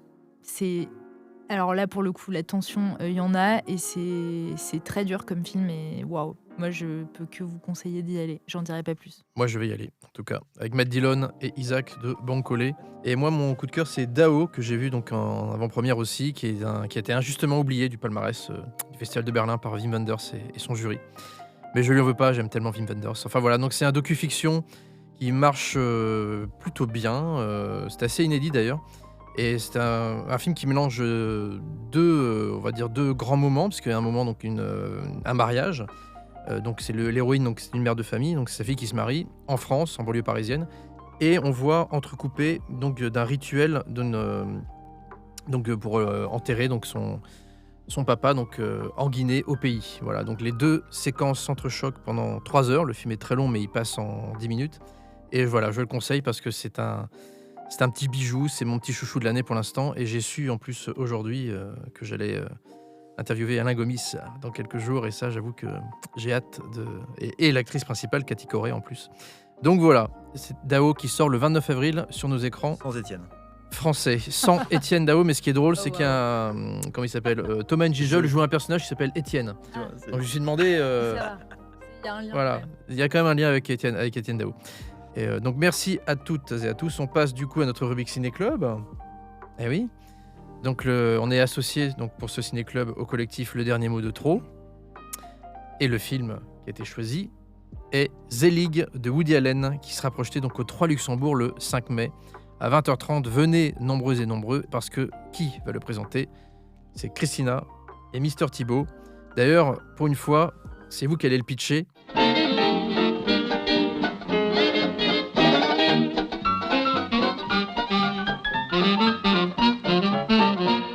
Eh bien, nous sommes très heureux parce que Zelig, c'est un film unique, rare dans son genre, et aujourd'hui presque introuvable. Donc si vous ne l'avez pas vu, c'est l'occasion. Si vous l'avez vu, je suis sûre que ça fait très longtemps. Donc venez absolument le découvrir. Et nous aurons la joie d'accueillir une psychologue clinicienne, Isabelle Verriès, pour éclairer une des visions du film, dont je laisse la parole à Thibault pour initier une des premières visions. À la base, nous devions parler de Festen. Tu en as parlé un peu plus tôt, Julien. Mais malheureusement, le film il est actuellement pas possible de le diffuser en salle. En conséquence, on s'est tourné vers Zelig. Alors, je vais pas vous mentir, j'avais pas voté pour ce film parce que je l'avais pas vu. Alors forcément, pour pas dire n'importe quoi devant vous, j'ai rattrapé mon retard et j'ai compris pourquoi autant de personnes avaient choisi le film dans la thématique vérité. Zelig appartient à la catégorie de ce qu'on appelle le mockumentary, ou mockumentaire en français. Perso, j'aime plutôt bien le faucumentaire, mais parce que ça donne une idée. Hein. Et donc, ce concept de mockumentary, ça se construit comme une parodie de documentaire. Vous en avez sûrement déjà vu dans votre vie, il existe plein de variétés de mockumentary. On peut citer pêle-mêle The Spinal Tap, mockumentary culte bien sur sûr. Un faux groupe de rock, Borat sur un faux kazakh, Forgotten Silver de Peter Jackson sur un faux cinéaste, C'est arrivé près de chez vous de Rémi Belvaux sur un faux serial killer, ou encore Mélania sur une fausse première dame. Dans Zelig, tout est fait pour nous faire croire que le personnage de Zelig a réellement existé, à tel point que le film joue constamment avec notre crédulité et notre rapport aux images. Et pour ce faire, il va, dans sa forme, parodier des productions bien spécifiques, puisque ce sont les documentaires anglo-saxons dans lesquels on retrouve une biographie reconstituée d'un personnage célèbre. On alterne ainsi avec des faux documents d'époque, la chanson qui rend le personnage célèbre au début, des différentes photographies, des faux journaux d'époque, des faux films de fiction. Mais on retrouve aussi des entretiens avec de vrais intellectuels, écrivains, essayistes, philosophes, historiens et même un psychanalyste qui vont donner une caution de vérité à ce mockumentary. Ça, c'est génial d'ailleurs. Et très drôle. Quant à moi j'ai hilarant le film. J'ai découvert ce film il y a fort longtemps. Une amie à l'université, fan de Woody Allen, cinéphile avérée, qui m'a dit « T'as jamais vu de Woody Allen ? Tiens, c'est celui-là qu'il faut voir en premier. » Et elle avait bien raison. Je me suis fait avoir, moi. Je ne savais rien. Je ne connaissais pas Woody Allen. Je ne connaissais pas le film. Et je me suis fait avoir. Pas très longtemps, mais je me suis fait avoir quand même au début du film. Et puis, ce film a aussi une autre perspective qui, moi, m'intéresse particulièrement en bonne étudiante de sociaux que j'étais. Je l'ai vu comme une satire brillante de notre besoin d'intégration. Zelig, c'est ce type qui littéralement veut être comme les autres pour être accepté. C'est drôle, c'est absurde, mais en fait pas tant que ça. Parce que le film montre quelque chose d'assez vertigineux, à quel point notre identité peut se construire dans le regard des autres, et jusqu'où on peut aller dans le conformisme jusqu'à disparaître complètement. Il se camoufle. Et on fait tout ça. On n'est pas des Zelig, mais quoique. Et ça va très loin. Il y a des moments où Zelig adopte des positions politiques extrêmes simplement parce qu'il est entouré de gens qui les portent. Tiens donc, suivez mon regard. Et là, ça devient inquiétant parce que Woody Allen touche à quelque chose de très réel, cette banalité du conformisme ou du mal et à la facilité avec laquelle on peut glisser vers ses formes les plus dangereuses. Mais au fond, une question reste ouverte. Qu'est-ce que psychiquement peut pousser quelqu'un à se fondre à ce point dans les autres ? Et c'est justement là que ensuite notre invitée pourra explorer où nous verrons, où elle va nous emmener sur ce côté-là. Et vous, qu'en avez-vous pensé ? C'est le docteur Raymond, qui d'ailleurs lui-même avait choisi Zelig à la base. Tout à fait. Donc vous pensez bien que je vais donner un avis tout à fait positif là-dessus. Effectivement, donc c'est un mockumentary qui est intéressant parce qu'il est assez novateur. Il intervient justement 1 an avant This is Spinal Tap de Rob Reiner, qui est l'un des mockumentaires les plus célèbres. 83, il faut le rappeler, voilà. C'est très très ancien. Il n'avait pas fait un premier film, Woody Allen, qui était très proche justement du mockumentary ? Le Prends l'oseille et tire-toi, c'était pas... Non, c'est de la fiction. Non, par contre, auparavant, il y a eu quelques années auparavant pour la télé anglaise The Rottles de Eric Idle des Monty Python, donc sur un groupe de pop très référentiel. Mais là, justement, la force de la proposition d'Allen, c'est de dépasser justement ce qui est de l'ordre de la parodie, du pastiche, de la parodie burlesque, pour faire une proposition qui est très très alléchante, celle de créer un film fantastique écrit sous la forme d'un documentaire, d'un faux documentaire. Et du coup, la crédibilité est extrêmement soignée. Et voilà, donc effectivement, cherche-t-on à prendre en traître le spectateur ? Donc j'imagine que le spectateur, effectivement, peut se laisser prendre, mais très vite, la nature burlesque des propos a vite fait de dénoncer, effectivement, la facticité de la chose. Mais on prend quand même plaisir, justement, à constater, effectivement, le soin qui est apporté à cette suspension consentie d'incrédulité, avec le recours, effectivement, à de nombreuses images d'archives, certaines authentiques, d'autres truquées, avec un soin méticuleux. Encore aujourd'hui, voilà, les raccords sont absolument formidables. Ça fait un peu penser aux effets spéciaux qu'il y avait dans Forrest Gump, qui avait valu un Oscar au film. Bien des années avant. Ouais, c'est 15 ans avant. Les interviews de célébrités aussi, avec notamment le célèbre psychanalyste Bruno Bettelheim, qui est extrêmement réjouissant, qui est celui qui a le plus de textes et qui s'en sort extrêmement bien. Et surtout cette créativité, donc les fausses actualités, mais aussi les fausses coupures de presse, les extraits d'un faux long métrage où on reconstitue effectivement le biopic des années 30, et même de fausses chansons, dont l'une interprétée par Mae Questel qui était l'interprète originale de Betty Boop. Donc effectivement, on fait revenir des gens de cette époque-là pour interpréter ces documents, c'est assez formidable. Mais encore une fois, effectivement, comme vous l'avez très bien souligné, c'est pas juste pour le plaisir de la supercherie, mais pour construire vraiment des questionnements autour de l'identité. Alors on va retrouver bien entendu les obsessions classiques, canoniques de chez Allen, que ce soit son goût pour les années folles, évidemment, ses origines juives, et la question de comment s'intégrer sans perdre son identité. Et même sur un plan plus personnel, c'est une fable sur les névroses de l'auteur ou du comédien, c'est-à-dire doit-on jouer un rôle pour pouvoir être aimé. Donc effectivement, derrière le plaisir qu'on peut avoir à cette reconstitution et à ces répliques burlesques, parfois absurdes, parfois, c'est un peu... il est très inspiré des Marx Brothers, qui sont de cette époque-là aussi. Mais il y a aussi une réflexion beaucoup plus sérieuse, et du coup même une réflexion qui va avoir des points de contact avec les rayons et les ombres, puisqu'il nous montre qu'effectivement, c'est pas forcément le fanatisme qui va mener au nazisme, mais parfois c'est le conformisme. Bien dit. Louise, tu voulais dire un petit mot Oui, sur je vais être assez rapide. Je suis d'accord avec vous sur le fait que le sujet est hyper intéressant, le fait de vouloir s'intégrer à tout prix, d'en venir à perdre son identité, etc. Après, moi j'ai vraiment du mal avec les films de Woody Allen quand il se met en scène. Je le trouve tellement agaçant. Je déteste ses personnages à lui. En fait, il m'énerve. Donc voilà. Et puis le mockumentary, je trouve ça super dans l'absolu, mais c'est pas le type de documentaire, on en parlait l'autre jour Thibaut, que j'aime de base. J'aime bien les documentaires qui sont pas narrés, qui sont pas avec des interviews aussi abruptes que celle-ci. Donc c'est vrai que j'ai pas été hyper sensible, ni à... D'ailleurs, l'humour, moi j'ai pas été très sensible à cet humour-là, surtout que j'ai trouvé que ça a vachement vieilli sur justement l'appropriation culturelle, etc. C'est 8,5 sur 10 seulement, je pense. Du coup. Non, ça va être plus bas, je pense. Mais... Je viendrai quand même à la séance, évidemment. Et d'ailleurs, il faut inviter tout le monde pour dire que parfois un deuxième visionnage permet de voir le film autrement, notamment sur grand écran. J'ai hâte de le voir une deuxième fois parce que peut-être que mon avis va évoluer comme il a évolué pour Body Double. Après, il n'empêche qu'il y a vraiment des trucs très très cringe que je pense qu'on ferait plus en 2026. Le blackface. Mais exactement, pour ne pas le citer. Bien sûr. Entre autres. Donc voilà, je mitigée. Mais du coup, j'ai hâte de le revoir. Donc, merci de le programmer. Merci à toutes et à tous. Tiens, on va faire un petit top 3 comme des meilleurs Woody Allen. Il y en a 54. Donc, je pense que là, c'est pas comme par Chan-wook où c'était un peu... Il y en a un petit peu moins que chez Ciné Allumette, quand même. Hein. Ouais, c'est vrai. Un poil moins, ouais. On commence avec Mister Thibaut, tiens, ton petit top. En 3, Manhattan. Bah oui. En 2, Match Point. Et en 1, personne là, parce que c'est vraiment mon... C'est parce qu'il est tellement ridicule, c'est tout ce que vous avez toujours voulu savoir sur le sexe sans jamais oser le demander. Celui-là, elle a mal vieilli. Louise, elle va être fan si elle le voit. J'en doute pas. Oh, arrête, c'est toujours le sein géant. Mais oui, le sein géant, c'est génial. Et quand il se tape une brioche géante aussi, là, ça me fait trop marrer. Jane Wilder et le mouton. Christina, ton top 3?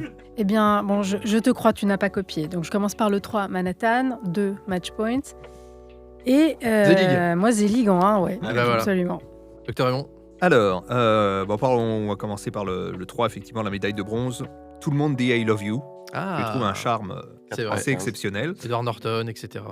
Le deuxième, prends l'oseille et tire-toi pour sa veine Marx Brothers, sa première veine, sa veine burlesque, on va dire. Ah oui, moi, qu'est-ce que j'adore ce film. Il est pas dans le top 3, mais c'est vrai que il y a juste une séquence qui me je trouve extraordinaire, c'est qu'il est en prison et il fabrique un flingue avec du savon. Donc il s'y rend super bien, sauf que pas de chance, il pleut le soir où il s'évade. Donc le truc, il est couvert de mousse. Et le gardien, il le regarde, il fait... Et vous dites, c'est génial. Et donc en premier, c'est un peu la quintessence de Allen avec Annie Hall. Ah oui, Annie Hall, bien sûr. Oui, vous remarquerez que j'ai pas mis Midnight in Paris, ce délire escapiste un peu gâteux que je trouve en dépit de la présence d'un comédien remarquable qui illumine de sa présence à la fin du film, il faut le dire. Gad Elmaleh? Non, le type qui est derrière lui, le type qui lui court après. Le docteur Raymond lui-même est figurant, voilà, c'est pour ça qu'il saute aussi. C'est ça. Ah ouais. Oh, t'aurais pu te mettre dans le top 3. Ouais. Julien. Alors, moi, je vais, pour ne pas trancher avec les autres, là, je vais le diptyque Manhattan, Annie Hall en 3e et 2e. Un peu tout dit sur ces deux films qui représentent un peu la quintessence du cinéma new-yorkais, intellectuel des années 70-80. Avec la musique de Gershwin, etc., évidemment. Mais moi, j'ai un petit faible pour en 1, Accords et désaccords, avec Sean Penn, qui est incroyable encore dans ce film-là. Bah ouais, parce que c'est un des premiers que j'ai vu quand j'étais ado, et je vous invite à le revoir. Accords et désaccords en mémoire de Django Reinhardt. Louise, top ou flop 3 alors? En fait, moi, j'ai vu beaucoup de Woody Allen quand j'étais petite et j'avais des bons souvenirs sur certains films et du coup, j'étais trop enthousiaste d'en redécouvrir notamment un, Scoop, il y a quelques semaines. Et en fait, j'ai trouvé ça vraiment mauvais. Oui. Du coup, je me fais pas confiance. J'ai eu peur. Je me fais pas confiance en mon moi d'il y a quelques années. C'est le deuxième film qu'il a fait avec Scarlett. Hein. D'accord. Et le premier, c'était Matchpoint. C'était Matchpoint. Oui, mais j'avais moins. Vicky, Dans mon souvenir, j'avais moins aimé Matchpoint et j'avais préféré Scoop, mais j'ai pas revu Matchpoint. Bref, je veux pas parler des films que j'ai vus il y a plus de 10 ans. Donc je ne parle que des 10 dernières années des films que j'ai vus de lui. Or, il y en a aucun que j'ai aimé, à part A Rainy Day in New York, que personnellement, j'adore. Je sais pas pourquoi, avec Timothée, moi j'adore ce film. Chalamet. Avec Timothée Chalamet. Et Selena Gomez. Moi, et j'aime beaucoup celui-là j'adore aussi. ce film. Et celui-là, je sais que j'ai revu. Il y a une grande tendresse, moi j'aime. Et voilà. Donc, ça sera un top 1 pour ma part. Bon, moi c'est un top 3 un peu plus. Je suis plus vieux que Louise, et donc forcément. Donc il y a Anna et ses sœurs, 86, déjà. Que voilà. J'adore ce film. Je l'adore. Michael Caine est tellement touchant. Diane Keaton, tout le monde, le casting est incroyable. Il y a Mia Farrow aussi. Mia Farrow, bien sûr. Voilà, donc. En ex-aequo avec Stardust Memories, parce que alors, tu parlais de Manhattan Annie Hall, mais moi je pense que c'est plutôt un triptyque avec Stardust Memories, parce qu'ils sont tous les trois en 3 ans. Exactement. Et celui-là, il est grandiose aussi. Voilà, en 2, je mettrais Matchpoint, donc, voilà, qu'il faut revoir, voilà, que moi j'adore aussi. Et en 1, un peu comme toi, François, c'est l'époque burlesque que je trouve monumentale. Moi, c'est toi aussi d'ailleurs. Donc, moi, c'est Guerre et Amour. Tu vois, on a chacun le nôtre. C'est chouette, on a chacun notre petit Woody Allen préféré. Parce que Guerre et Amour. Voilà, je rigole du début à la fin. C'est tellement absurde. C'est tellement absurde, mais ça va tellement loin. Il se moque de Bergman, il danse avec la mort du 7e saut. Enfin, bref, voilà, donc Guerre et Amour. Et c'est vrai que j'aurais bien voulu citer aussi son stand-up qu'il faisait avant d'être réalisateur, parce que je l'avais découvert récemment, enfin il y a quelques années, et j'avais trouvé que c'était vraiment brillant en termes d'écriture. On va terminer cette émission joyeusement. Parce qu'on fête les 50 ans pile poil de la sortie en France d'une œuvre méga culte. Je parle évidemment de The Rocky Horror Picture Show de Jim Sharman. You've seen all kinds of movies, but you've never seen anything like the Rocky Horror Picture Show. Let's do the time warp again. Let's do the time warp again. Le pitch par une nuit d'orage, la voiture de Janet, Susan Sarandon et Brad, je vais le faire comme ça, Barry Bostwick, un couple coincé qui vient de se fiancer, tombe en panne, obligé de se réfugier dans un mystérieux château. Ils vont faire la rencontre de ses occupants, pour le moins bizarres, qui se livrent à de bien étranges expériences. Je commence, tout a été dit, moi du coup, je n'ai rien préparé, je vais juste parler avec mon cœur de ce film. C'est peut-être un des films que j'ai vu le plus dans ma vie. Ça a commencé... La première fois, c'était sur Canal+. La nuit la plus culte. Exactement. Bonne mémoire, Mister Thibault. La nuit la plus culte. Alors, il y avait donc... il n'y avait pas Orange Mécanique. Easy Rider. Easy Rider, voilà. Et Orange Mécanique qui était du coup... Alors, je me souviens d'ailleurs, une anecdote, c'est qu'Orange Mécanique était prévu de passer à 21h ou 20h30. Et ils ont inversé quelques jours avant. Parce que le CSA est tombé sur Canal. Sur Canal, on se dit, Orange Mécanique. Anciennement Arcom. Exactement. Et du coup, c'est Rocky Horror Picture Show. Moi, j'étais prêt à avoir un Kubrick. Et je dis, écoute, on va découvrir. Et je me suis retrouvé à danser devant ma télé pour la première fois de ma vie. Donc j'avais 17 ans, je crois, il était passé, on a le même âge, mais je pense que ça date de 16-17 ans. Donc à faire le time warp, je pense que vous voyez de quoi je parle, évidemment. Just a Jump to the Left. Voilà. Et ensuite, je l'ai montré à tous mes potes. Et quand j'ai fait une école audiovisuelle, il y avait on allait à un séminaire d'intégration, ou plutôt de désintégration. Parce que j'ai rarement vu un endroit où il y avait autant de débauches de toute ma vie. Et donc c'était près de Bordeaux, donc il y avait quand même plusieurs heures de bus, et j'oublierai jamais première ou deuxième heure, le speaker du bus fait parce qu'on se connaissait pas, on était étudiants, mais on allait se découvrir là-bas. Et il dit, on va regarder The Rocky Horror Picture Show. Je me dis, c'est incroyable. C'est parfait. Tout le monde a chanté dans le bus. Je me suis dit, c'est des gens qui ont une bonne culture ici, c'est très sympa. Et voilà. Et après, quand j'ai quitté la Bretagne pour aller à Paris. Qu'est-ce qui se passe à Paris, bien sûr? Le Studio Galande. Le Studio Galande qui projette donc ce film tous les week-ends depuis 50 ans. Et donc, pareil, on l'a vu avec le docteur Raymond. Pareil, j'ai refait la même, j'ai montré à tous mes potes, et même d'ailleurs des gens qui venaient par un week-end à Paris. Tiens, viens, hop. Voilà, et donc j'ai dû le voir 10-15 fois. Voilà. Mais c'est vrai que le Studio Galande, je conseille aux auditrices et aux auditeurs de le voir au Studio Galande, parce que pour ceux qui ne savent pas, il y a une troupe de théâtre tous les week-ends qui joue donc devant le film. Alors c'est sûr que quand on ne le connaît pas, c'est mieux d'avoir vu une fois peut-être avant, mais et donc il joue les séquences du film, mais en interactif, c'est-à-dire une scène de mariage et il nous jette du riz, de l'eau, du PQ, donc faut pas être au premier rang, hein, ça par contre c'est. Donc voilà, que dire d'autre, c'est juste pour moi. Alors je sais que c'est pas un chef-d'œuvre, c'est pas voilà un Buñuel ou un Bergman pour citer tout, un Woody Allen, mais pour moi, c'est un chef-d'œuvre qui est un film qui me suit au fur et à mesure de ma vie, donc c'est un film doudou. C'est un film doudou, c'est un film en plus qui est sur la libération sexuelle et bien avant l'heure. Voilà, bien avant l'heure, parce que mine de rien, le film il est en avance. Et la dernière séquence du film, quand il chante Don't Dream It, Be It, voilà, c'est ne rêvez pas, soyez, existez, faites ce que vous avez envie. Moi, je trouve que le message ne changera jamais. C'est un des plus beaux messages qu'on puisse avoir dans un film. Et puis bien sûr, ça se tordre de rire, Meatloaf, qui est génial. Dans le rôle de Eddie, enfin toutes les chants. Alors, en plus, la musique, la BO, elle est extraordinaire. Et donc, il y a une suite, Pleasure Treatment, je sais pas si vous savez ça. Alors, c'est une comédie musicale, en fait, ça reprend l'histoire de Brad and Janet. Le film date des débuts des années 80, c'est toujours... Suzanne Sarandon ? Non, c'est Richard O'Brien, donc qui joue Yes Master, qui joue Riff Raff, qui a écrit Rocky Horror Picture Show, qui est le scénariste de la suite. Et c'est Jim Sharman, le même auteur qui a réalisé la suite. Voilà. Et donc, du coup, c'est sur Janet et Brad qui se séparent. Et c'est surtout sur une critique du monde de la télévision. Mais c'est vraiment pas terrible. Et c'est musical, mais ça n'a plus rien à voir. C'est difficile de refaire deux fois le même coup. Enfin, je veux dire, Donc, ne voyez pas la suite. C'était juste pour vous le dire. Ne voyez pas la suite. Voilà, donc, Louise, à toi, qu'est-ce que tu as pensé sur ce film ? Comme beaucoup, et tu l'as dit, je l'ai découvert, moi, au studio Galande. Et en séance animée par des bénévoles, donc la troupe de théâtre dont tu parlais. J'ai retrouvé des grains de riz dans mon sac pendant plusieurs semaines et j'ai failli perdre mon téléphone qui avait un grain de riz coincé dans le plug de la prise. Ah la vache. Donc voilà, bref, ça a failli me coûter très cher cette histoire.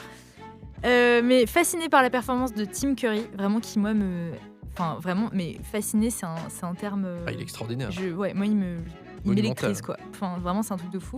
Et je m'étais promis de le revoir sans distraction parce que comme tu l'as dit c'est quand même un peu compliqué de se concentrer sur l'histoire, voilà. Donc c'est chose faite et verdict 50 ans et encore toutes ses dents littéralement. Il y a qu'à voir cette splendide bouche rouge dès le début du film. Science fiction. C'est magnifique. Donc ça se moque des dictats du couple des années 50, ça s'amuse et ça brandit fièrement l'étendard de l'émancipation sexuelle. On est à fond dans les années 70. Et oui, tu parlais d'un film précurseur sur ce sujet, mais oui, parce qu'il y a quand même un mariage gay dans le film, alors que le premier mariage officiel n'aura lieu qu'en 2001. Donc près de 20 ans plus tard, donc c'est quelque chose. Enfin même près de 30 ans, pardon, plus tard. 30 ans, ouais.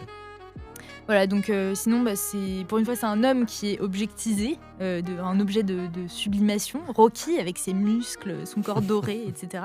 Et ça fait plaisir, venant d'un film aussi vieux, de voir que c'est pas les femmes qui sont dans ce rôle-là, on va dire, dans ce scope, si tu veux. J'adore l'univers ultra kitsch, cette espèce de château déjanté, décadent, avec ses créatures féeriques, mi-Dracula, mi-Frankenstein, mi-Circé, mi-Médusa. Mi-extraterrestre. Mi-extraterrestre, on sait plus en donner de la tête. C'est une comédie musicale, moi j'adore les comédies musicales. Et par contre, l'histoire, je me suis concentrée, mais j'ai pas tout suivi. Ça part très très loin.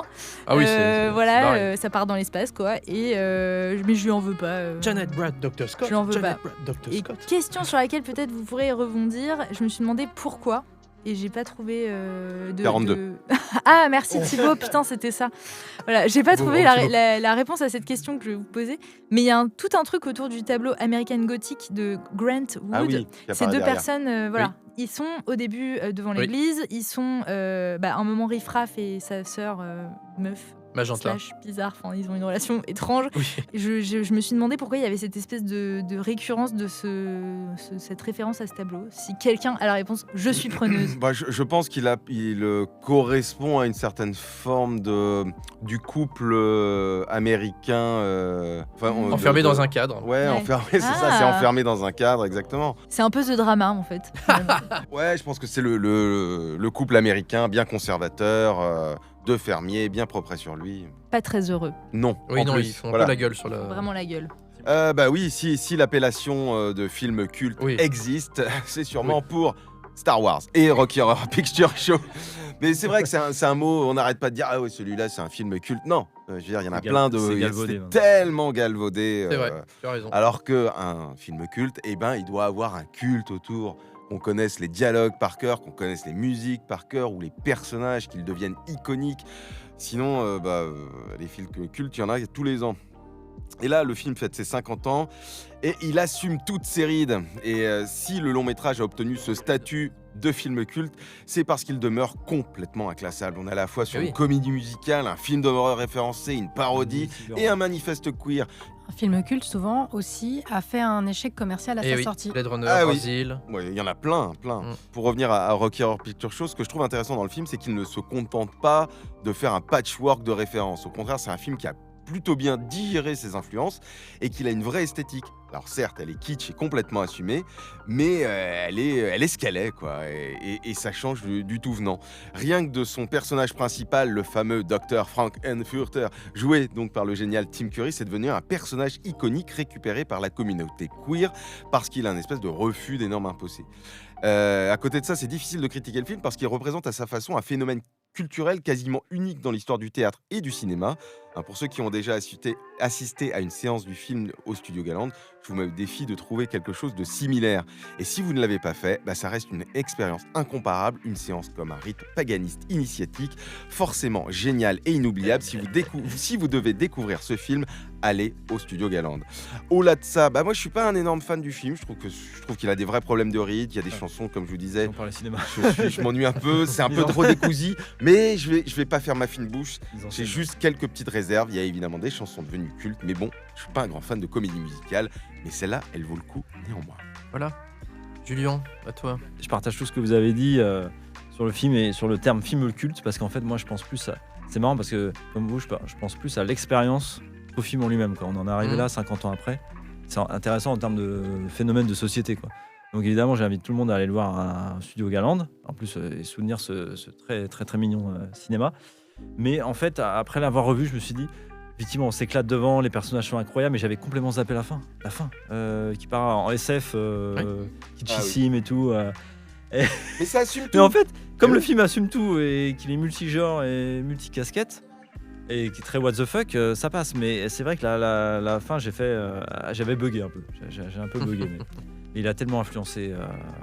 C'est un film qui a influencé tellement de cinéastes et par la suite et tout. Donc moi, c'est plus un film sur l'expérience et une œuvre presque de société, quoi. En fait, c'est presque une œuvre de société plus que le film en lui-même, qui je trouve un petit peu mal vieilli. Mais voilà, on se marre toujours et on passe un excellent moment. Je trouve pas qu'il y a mal vieilli. Tu trouves pas ? Ah non, pas du tout. Ah ouais, la fin. Juste la fin, moi, je sais pas pourquoi j'ai bugué. Docteur Raymond, d'ailleurs, je l'ai vécu avec vous aussi là-bas. Vous vouliez dire quelque chose ? La qualité de réalisation reste assez discrète parce qu'au départ, effectivement, c'est une comédie musicale qui est portée à l'écran et c'est avant tout, effectivement, ce côté spectacle vivant qui en ressort. Donc, au final, voilà, la qualité intrinsèque du film, elle est difficile de définir parce que c'est un objet qui était fait pour la scène, qui revient à la scène, du coup, grâce à ces soirées. Voilà, c'est une expérience. C'est vraiment une expérience. Tim Curry, exceptionnel. C'est probablement son plus grand rôle, et pourtant Dieu sait que c'est un acteur qui a de la réserve. Clairement. Voilà, donc c'est quelque chose qui est à voir et à vivre, à expérimenter absolument, et voilà. Moi, je trouve que la mise en scène, il y a quelques petites idées sympas, tu vois. Quand à un moment, avec les ombres, il est dans sa chambre, il se plante de chambre, tu sais. Et donc, en plus, il a pris la voix de Rocky, tu vois. Et où, par exemple, qu'il y a Brad, Janet, Rocky, tu te rappelles, ça revient plusieurs fois. Il y a des petits délires comme ça. Parce qu'effectivement, il filme un spectacle, il dit bon, il faut que je trouve des petits détails. Et je trouve voilà, c'est pas un grand metteur en scène, Jim Sharman. Mais il y a quelques idées plutôt saugrenues et sympathiques. Voilà. Merci à tous. Écoutez, on va finir avec les notes sur les deux film dont on vient de parler. On va commencer avec Zelig et on va commencer avec Mr. Thibault. Ce sera un 8. Christina. Un 9. Docteur Raymond. 9. Julien. Ça fait longtemps que je l'ai pas vu, mais 7. Et Louise. 6. Ça va. Et moi, j'ai pas participé au débat parce que je l'ai pas vu depuis longtemps, mais dans mes souvenirs, c'est un beau 8 aussi. Voilà. Et pour The Rocky Horror Picture Show, on va commencer par Christina, parce que tu n'as pas parlé, mais tu l'as vu. Ah, je vous rejoins entièrement et on va lui mettre un 9 aussi. Mr. Thibault. Un 8. Docteur Raymond. 8. Et Louise. 8,5. Moi, c'est 10. Ça faisait longtemps, j'avais pas mis un 10. Je crois que c'est la première fois que je vois ça. Au moins un an ou deux, j'avais pas mis 10. Voilà. Donc merci à tous, c'était passionnant et on compte sur vous, chères auditrices et chers auditeurs, le mardi 5 mai au 3 Luxembourg, donc pour Zelig, pour voir Louise morte de rire pendant tout le film. venez nombreuses et nombreux, c'était 24 images secondes. On est toujours sur Spotify, sur YouTube, sur Google Podcast. Hasta la vista, baby.